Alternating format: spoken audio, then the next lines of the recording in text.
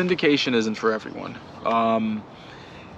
Most investors, they get to a certain level, maybe it's 10 units, maybe it's 15, maybe it's 20, and they start to think about scaling. And I'm going to make another video about how I really do think that you should scale, and we'll talk about, you know, the details of that. But keep in mind, syndication is not always the best thing to do for everyone. A lot of people say, well, I want to syndicate, and I want to blah, blah, blah, I want to own 1,000 units. When you syndicate, there's a lot of, I mean, even if you own 1,000 units, you don't really own 1,000 units, because most syndicators only own a small percentage of the units that they go out there and syndicate for, right? I mean, you're basically collecting investor funds. And one of the biggest problems that I have with syndication, and hear me out, it's kind of just like a high-paying job. It's not really an investment. The investments that I own, that I'm in control of, I can own them for 3 years and decide to sell it, and I'm the only one that I have to ask. Or I can own it for 30 years and decide to let it cash flow. I can pay off all the debt, or I can leverage it out and leverage it out and you know, continue to buy more property. You can't do that with a syndication. Essentially, it's a high-paying job. It's a long-term flip.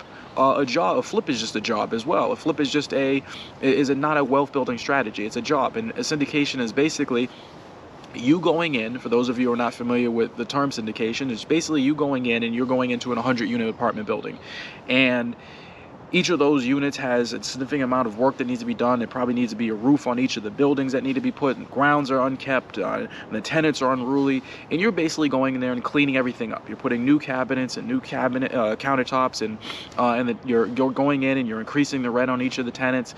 You're getting getting the bad tenants out and putting a new more stable tenant base in there, and then in 5 years, the syndication guidelines say that you're going to basically sell the property off, and all of your limited partners are going to make a profit on that sale, and then you move on to the next one. The question I have for most syndicators is, okay, now you have a couple $100,000 in your pocket, or whatever you did. You made your money in fees and everything over the past 5 years, and now you're walking away with, even if it's $1 million, even if it's $1 million, you hit with capital gains taxes and everything else, and now what?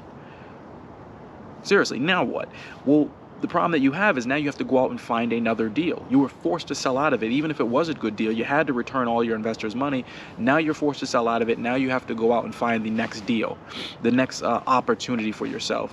Whereas if you own the property, if it was a 3-family or a 5-family, or something smaller where you actually owned it, you had controlling interest in that property, if it was performing, you didn't have to sell it. You can just hold on to it. You could just pull money out of it, and even if you wanted to go do something else, you could tap into the equity through a home equity line of credit or a home equity loan or a cash out refi, and go do other things with that particular capital.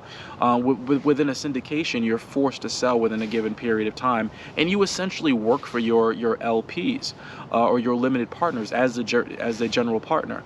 Yes, it has some similarities to wealth building, but in my opinion, I've never wanted to get into it, because every time I went down the rabbit hole and I started, doing my research, I just felt like I was doing more work than it was actually worth. At the end of the day, I was just basically doing a long-term flip. It is just like flipping property. You do the exact same thing, only flipping property might take you 3 months in some places, or a month in some places, and it might take you 9 months in other places, or whatever it may be. But essentially, it's the exact same thing. The only difference really that I see is you're going to get hit with long-term capital gains selling a big building out of a syndication because you've held it for multiple years, versus short-term capital gains.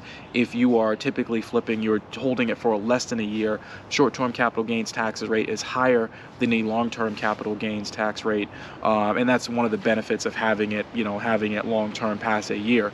But other than that, I would seriously, before you do a lot of research, before you spend a lot of time thinking about syndicating and going out and scaling, there are other ways to scale, and I'll introduce a couple more ways that you can scale, and I've scaled through my business, and keeping more of the pie, more of the pot for you, versus giving it to a whole bunch of other limited partners.